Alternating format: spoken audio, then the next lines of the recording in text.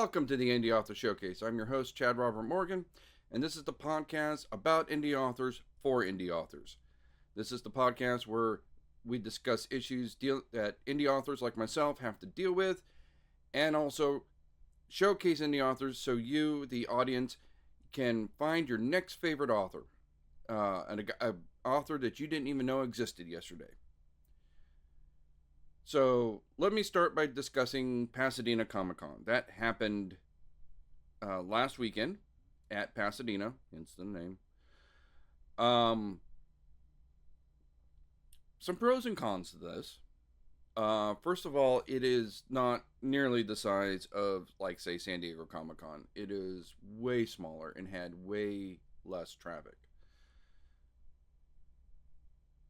I would still call it a successful con for me because the booth fees were so low that even though there was very little crowd happening, very little consumer traffic, I still made booth fees, which technically is still a loss.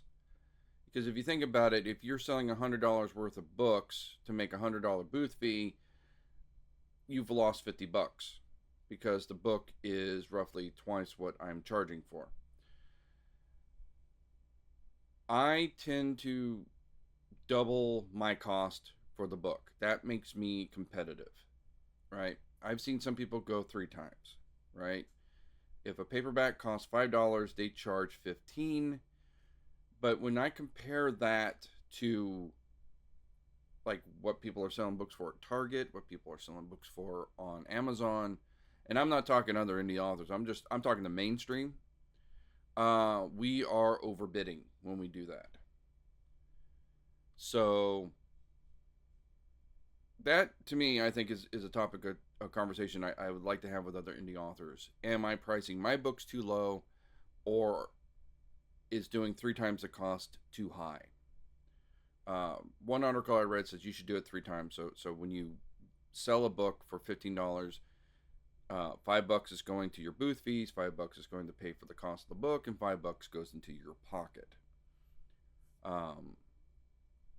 And you need to you don't have to sell as many books in order to make that profit.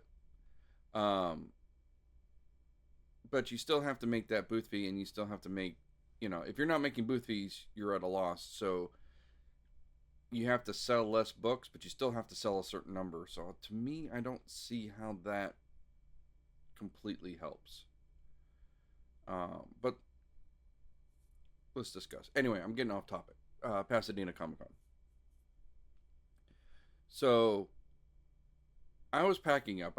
This was a 1-day event, so I only had 1 day to get all my sales in. There was a plethora of indie authors. If you were looking for, in fact, I typically, like at WonderCon, I try to set up early so I can go around and meet all the indie authors, because there's a cornucopia of indie authors in WonderCon. Pasadena Comic-Con, I would say for its size, had more, right? Not in terms of actual number, but like per capita, it had more indie authors, right? And like half of them I have already met and showcased them on the podcast. The author of Pax Machina was there. Casey Cordell was there. Our friends at Diabolic was there. The author of the Immortal Era was there.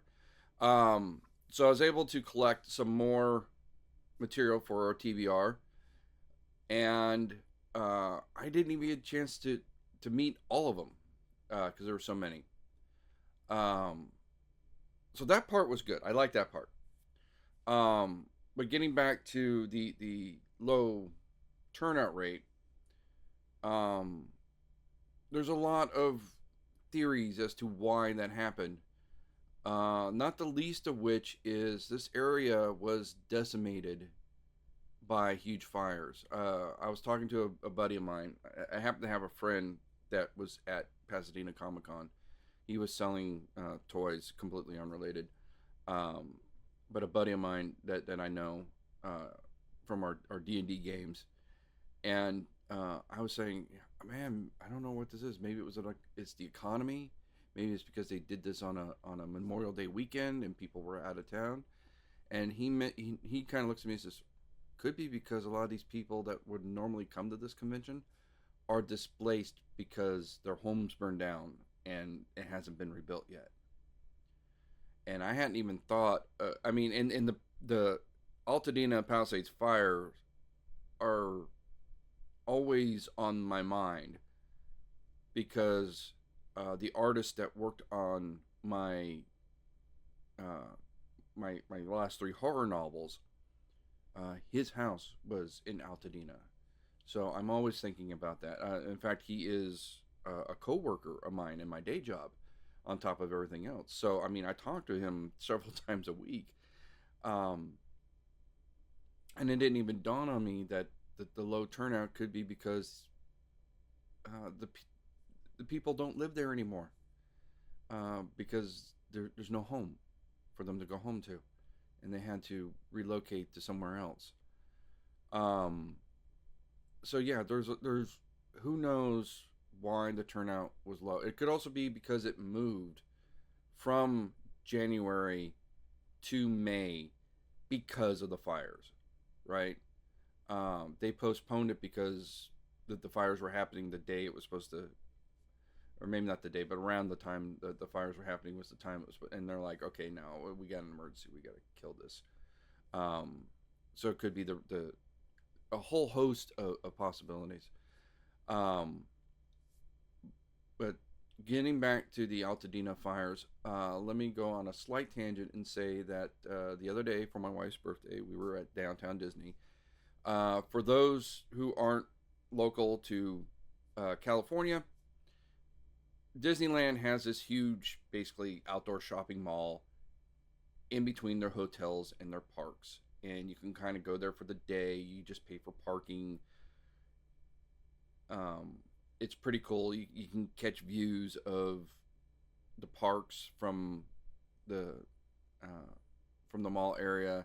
It's a nice place if you want to do a little shopping, pick up some Disneyland merch without actually having to go into the parks, that kind of thing. Um, and while we were there, we saw these shirts here, right, from Disney, and they were $30 each, and $20 of it goes to American Red Cross and the California Wildlife Fire Fund.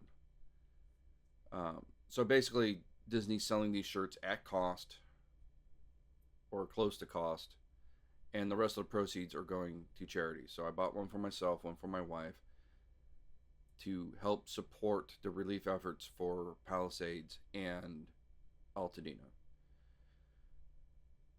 And so if you are local to the area, please, by all means, swing by downtown Disney, make a day of it, check out the new Avengers store, and then swing by the main Disney store, the World of Disney, there right near the parks, and pick up your LA Strong Mickey t-shirt to help support uh, the recovery efforts for the devastating wildfires that have happened here in California.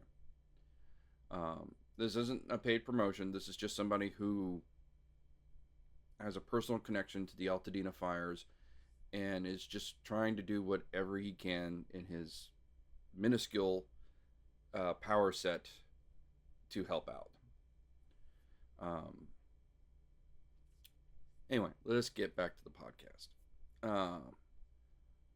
Pasadena Comic Con, as I'm packing up, so I did this show solo, and I didn't take that much, but in spite of that, primarily because we were having such a pain in the butt trying to get in and out of the elevators, I wound up being one of the last people to pack out, even though I didn't have that much. And I was coming back to get the 3D sign that my wife got me, which is really cool. You should come see it in the next event.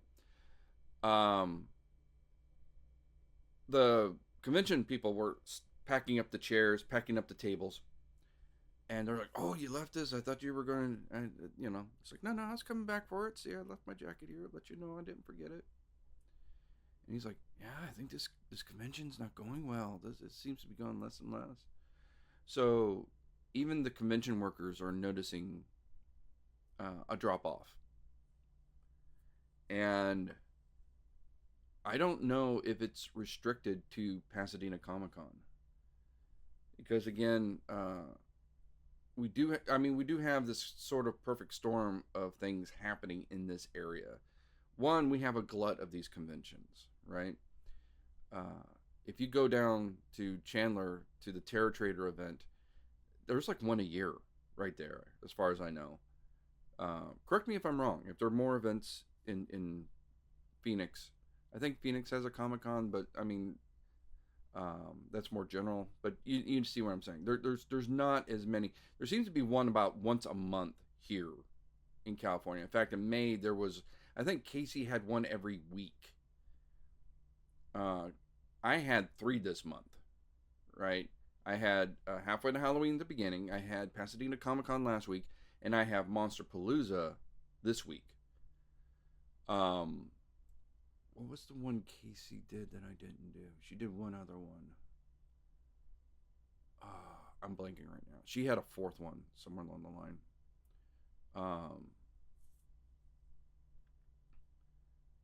Maybe it wasn't LA. It wasn't LA Festival of Books because that was the same weekend as Halfway to Halloween.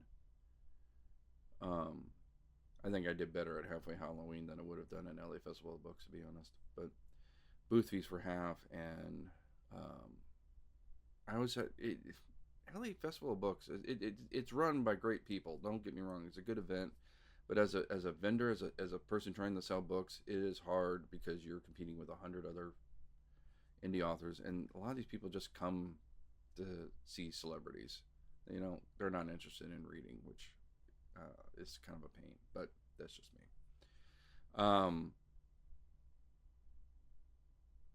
Getting back to Pasadena Comic Con or conventions in general, I think this next one is going to be a real test. So the next one, which will be literally now as you're watching this video, we will air this video Friday morning. Friday evening will be the beginning of Monster Palooza in Pasadena. Monster Palooza is expanding, right? Monster Palooza has always been a very busy convention for the vendors. A lot of foot traffic in Monster Palooza. So they've actually rented out the theater next door to put in more vendors. So they're expanding. This will be a real test because if Monster Palooza drops off, then this is kind of a global problem. Like I went to this other event just to check it out. It was Twisted Tales or something like that. And they were in the same space as Creep It Real OC. And there were huge swaths of the area that were empty. And there was like one guy that was like almost by himself. And I was like, were you in trouble? Were you bad? Are they punishing you?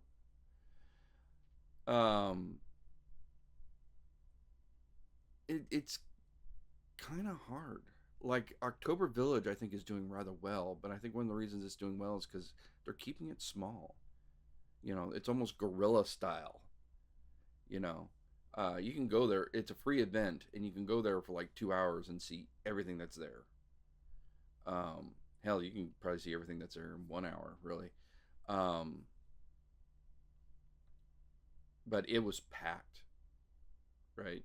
For its size, it had a lot of foot traffic. You're not going to get, the kind of volume that you're going to traditionally get at, say, Midsummer Scream. But for its size, it was packed, and there was plenty of foot traffic. I just think that approach, I think, is working better. Keep it small, keeping it compact,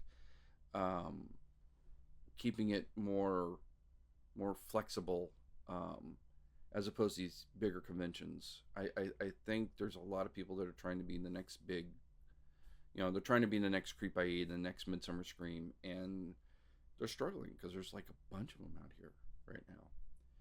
And so you get that, all these conventions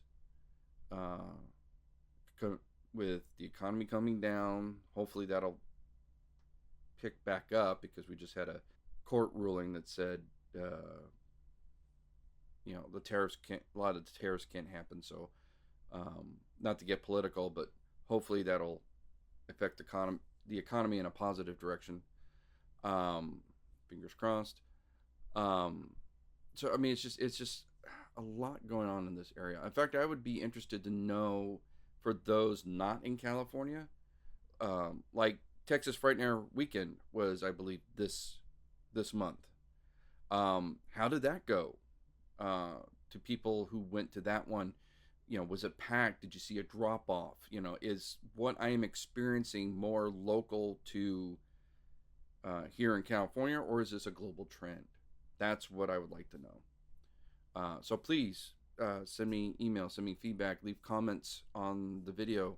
Tell me what you think. Is this a global problem across the entire country, or am I just seeing an issue local to California because we've been hit with a bunch of different stuff happening all at once? Let me know. Speaking of October Village, now October Village is fun because it's a little pop-up thing, and I got to figure out how to sign up for this thing, because I met an author there.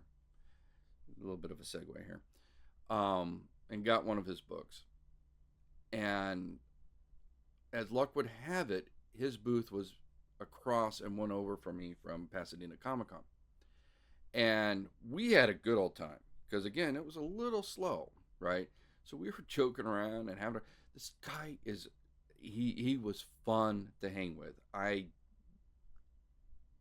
This guy was a ball, right, to chill with.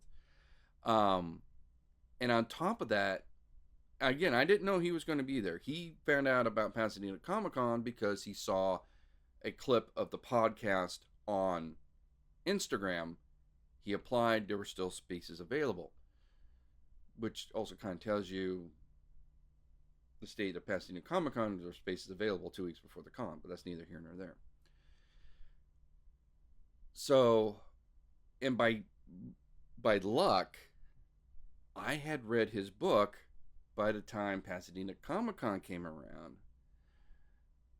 So I was able to tell him, yeah, this was a good book. I dug this book. And when he had customers come by, like sometimes I'll see a customer come by with one of his books and said, I ain't read that one, but I read this other one, and he is a good writer. I really enjoyed his other book, and if that book is half as good, you're good. You're going to enjoy it.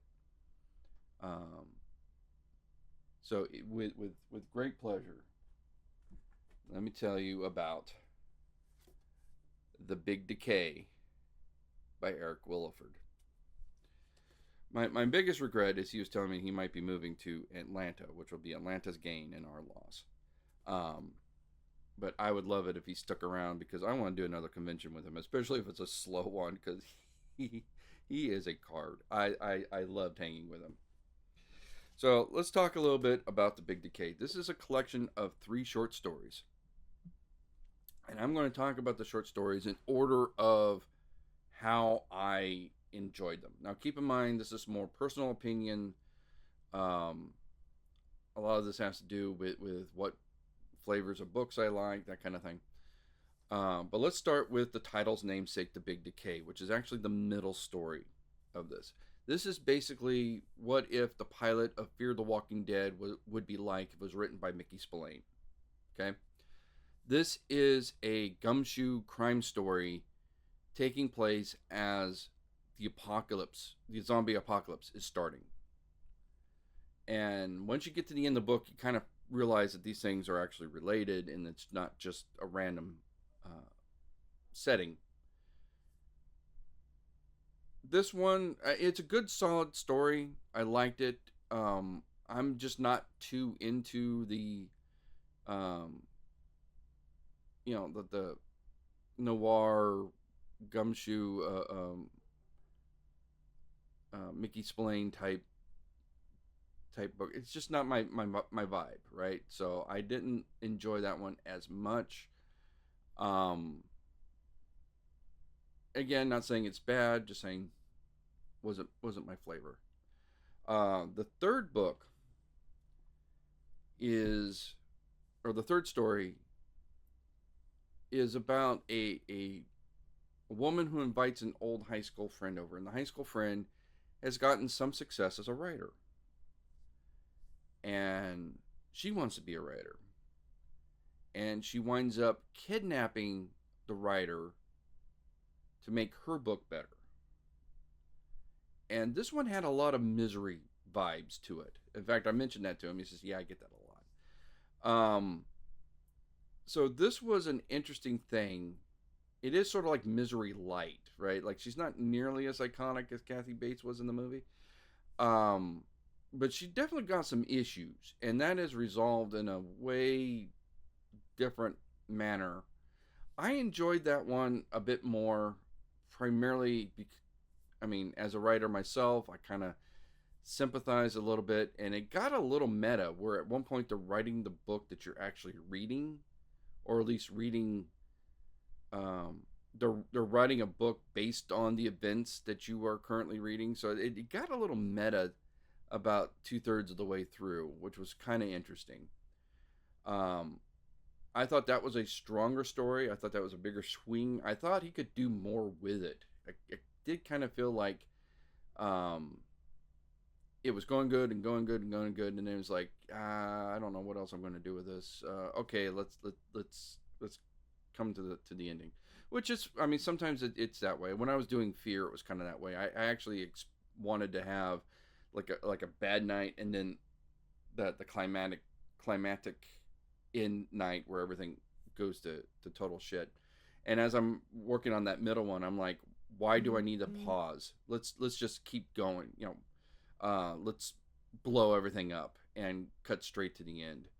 And I think it made for a better book, because I mean, it kind of ebb and flow kind of thing. It wouldn't have worked. So maybe he wanted to build more with it, and it was just like, man, it's just not gonna, you know, sometimes you got to kill your darlings. Sometimes you just got to go, okay, this thing was a good idea, but it's run its course, right? I think that was the stronger of the two short stories that we talked about. But let me tell you, and like I said, these are both good. Don't get me wrong. I'm not trying to shit on them or anything like that. I think the biggest problem these two short stories had is that they were paired with the first one. And the first one, as good as those two are, the first one blew my mind, right? It's kind of like, have you ever eaten ice cream and then pulled a cold soda out of the fridge and drank it? No matter how cold that soda is, it's not as cold as ice cream, and it's going to feel warm by comparison, right? So these other two stories, they're good, right?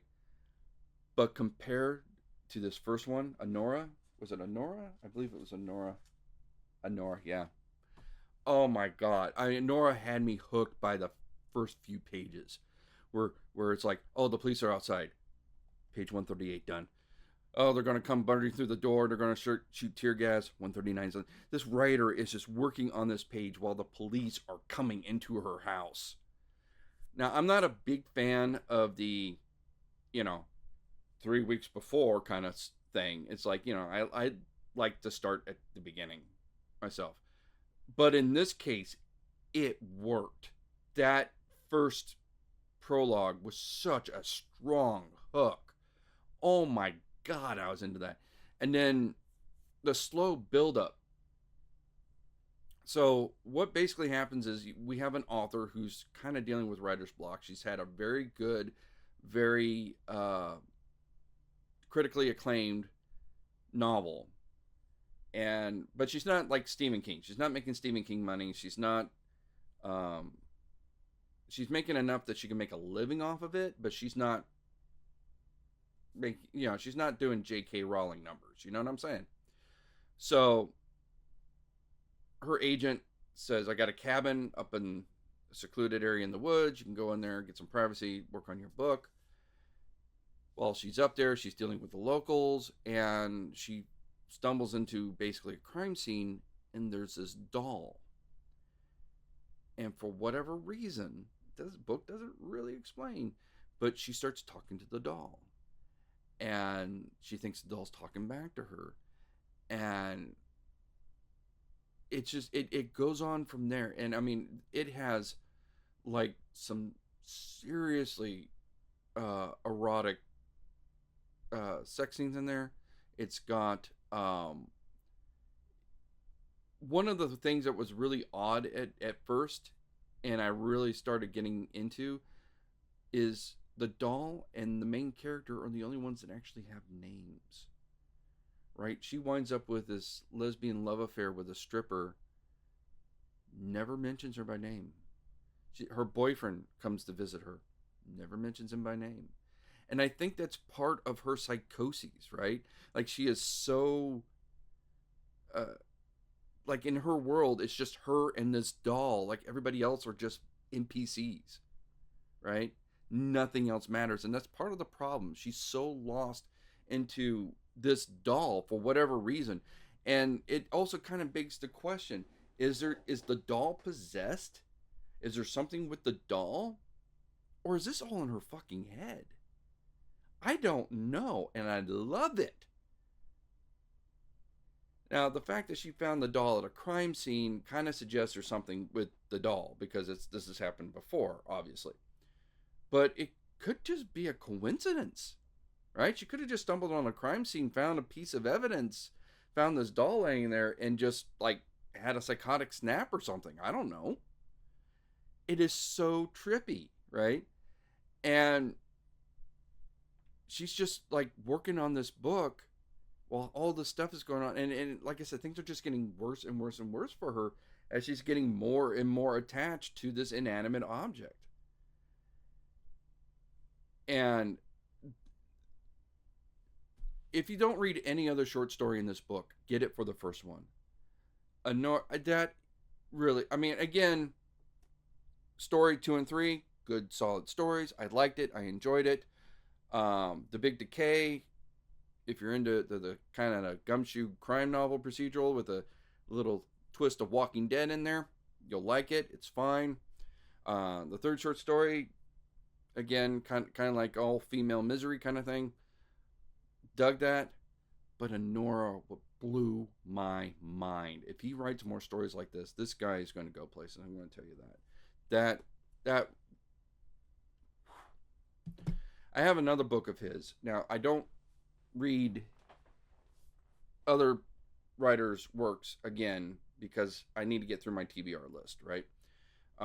It would be unfair to go back and redo, more of Eric's works when I got other people on the list, right? I need to, but he's got another book that I bought at the same time that I almost read first because it was shorter. It's called The Dead Ate the Cheese. Some sort of weird zombie comedy thing. And I'm like, oh, now I want to read it. So, definitely check out his work. He is a great author and a great all-around guy. This guy was fun to hang with.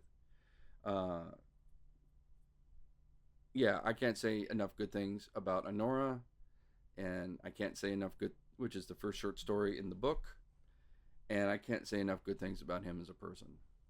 That is a win-win combination right there. So, The Big Decay by Eric Williford. Give it a shot. With that said, I'm going to wrap this podcast up, especially since I got a meeting for my day job in about 15 minutes. Oh, day jobs. What the hell? Our next event will be literally this weekend as this episode drops at Pasadena. I'm going back to the Pasadena Convention Center for Monsterpalooza. This will be probably the biggest convention of the year. We had Creep IE, which is, if it's not bigger than Monsterpalooza, it's competitive, right? Creep IE is pretty large. And we'll have Creep IE Aftermath of September. Now, Aftermath is usually the off-season one. It's not as busy as the main one. But it's the same building, the same size. So, but with Monsterpalooza expanding and Monsterpalooza usually is huge crowds on this, typically. So fingers crossed that that trend continues, and they don't have a drop off as we've seen in other conventions. Fingers crossed. Um, June, I don't have any planned, but I do have a couple of friends going to the Hellmouth convention around June 15th, somewhere around there. Hellmouth convention will be taking place in Torrance, California. Our friends Raven Belasco and Casey Cordell will both be there. So please go check them out. I'm planning on going there just to check out the convention and hopefully meet with Raven and Casey. Maybe have a little dinner afterwards or something. Who knows? We'll see. We'll see how it goes. Then July, I will be trying out Hauntmare Expo in Fresno. This is only the second year they've done this. The first year, from what I've heard from other vendors, went very well. So I signed up to this cold, which my wife won't let me do anymore because we had a couple bad ones. But we're going to go ahead and give this a shot.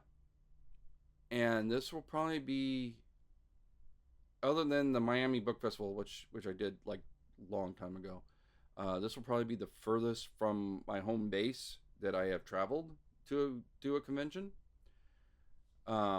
But even with the hotel fees, the booth fees were pretty low. So this is actually kind of a low risk convention for me, money-wise.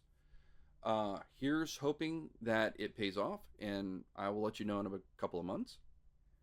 So if you are anywhere in the Fresno area, please check out Hauntmare Expo in July. Then we have Creep IE Aftermath in September, as I mentioned. After that, I am going to drive out to Chandler to check out Ghouls Day Out, which is the Terror Trader sponsored event. Again, we'll be going there to recon it, to see how it is, to see if we want to apply for it next year, because the wife won't let me sign up unless we do that first. And then October, we will have Son of Monsterpalooza. And that will probably be our convention schedule for the year. So if you want to come see me in person, if you want to get an autographed copy of one of my books, or if you've already bought one of my books and you just want to get the autograph on it, just bring the book to me at the booth. I'll be more than happy to autograph it after the fact. So come see me at any of these conventions here in California. And in the meantime, keep on reading.